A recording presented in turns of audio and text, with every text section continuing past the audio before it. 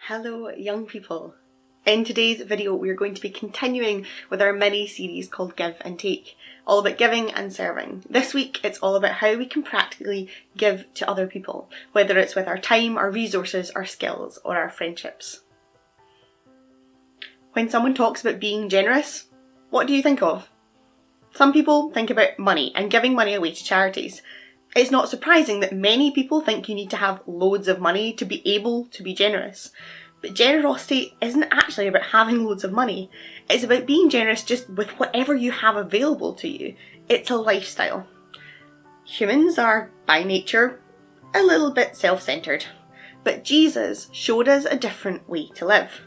Jesus always leads by example and demonstrates how we can serve other people. Do you remember a few weeks ago in the Easter series we were talking about Jesus washing the feet of the disciples, getting down on the floor and wiping the dirt and the grime and the mud and the goodness knows what else off of his disciples' feet? A job that was normally left for servants and slaves. The leader, their teacher, got down on the floor and got up close and personal with the mud. Jesus was leading by example and teaching his disciples and also teaching us how we can practically serve and give to those around us. Did you know that studies have been done that proves being generous actually benefits your health? Being generous can make you happier, it can boost your self-esteem, and it can even lower your blood pressure. And do you not think that maybe God designed it that way? God knew that by serving other people we'd feel more whole and more fulfilled, and because he cares about our well-being, that's what he wants us to do. In John chapter 10 verse 10, Jesus said, "I have come that you might have life, and life in all its fullness." God and Jesus want us to have whole and fulfilled lives, and part of that is being in good relationships with those around us. You might be one of those people that ask yourself, I don't have much to offer, how can I give to someone? But there are so many ways that we can give to other people, and one of those ways is by giving your time. Making time for someone could be absolutely life-changing for them, especially for someone who's feeling lonely or isolated, downhearted or just broken. Knowing someone has taken the time just for them can help them feel important, included and loved. There's a quote that says this: "The greatest gift you can give someone is your time, because when you give your time, you are giving a portion of your life that you will never get back." There are loads of other ways that you can give and serve people as well.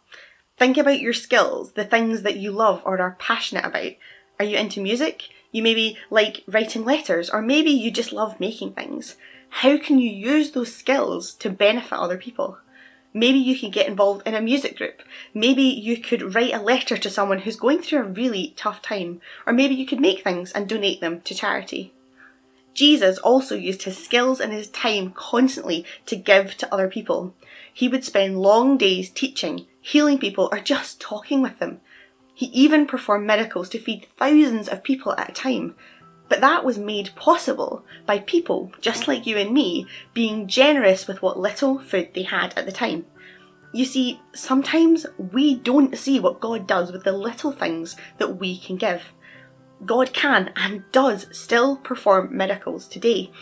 And who knows what he can do in the life of someone just because you've given a little bit of time or one of your skills to help. Using our time and our skills to benefit other people is absolutely great, but it doesn't mean that we shouldn't also use what money we have to be generous. God knows our hearts. He knows what's important to us. James W. Frick said this: "Don't tell me where your priorities are. Show me where you spend your money and I'll tell you where your priorities are." How we spend our money says a lot about what is important in our lives. How we spend our time, our resources, our skills and our money are important, and they're important to God too. He asks us to give generously in all aspects of our lives. If you're going to give your time, give your full attention to someone. Have you ever tried having a conversation with someone when all they've done is look at their phone? You don't feel very important, and I wouldn't want anyone to feel like that if they're having a conversation with me. When you're spending time with someone, make sure that you give them your full attention. We should be fully present. In the same way, if we're using our skills to benefit other people, we should make sure that we're doing the best that we can. It doesn't mean that you have to beat yourself up if you make a mistake. We're all human. We all make mistakes. But we should never do something half-heartedly. We should always, always do our best. God doesn't want us to feel obligated to give. He doesn't want us to feel forced or under pressure to do it. It actually says in 2 Corinthians 9 verse 7, each person should give as he in his heart has decided to give. You shouldn't be sad when you give, and you shouldn't give because you feel forced to give. God loves the person who gives happily. God cares more about why you're giving than actually how much you're giving. He doesn't want us to be generous just because we feel that we have to be.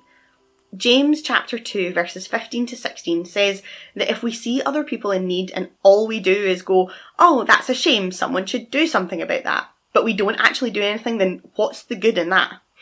Often we look at situations in the world and think, why isn't someone doing something about that? But here's the good news. You're someone. You could do something about it.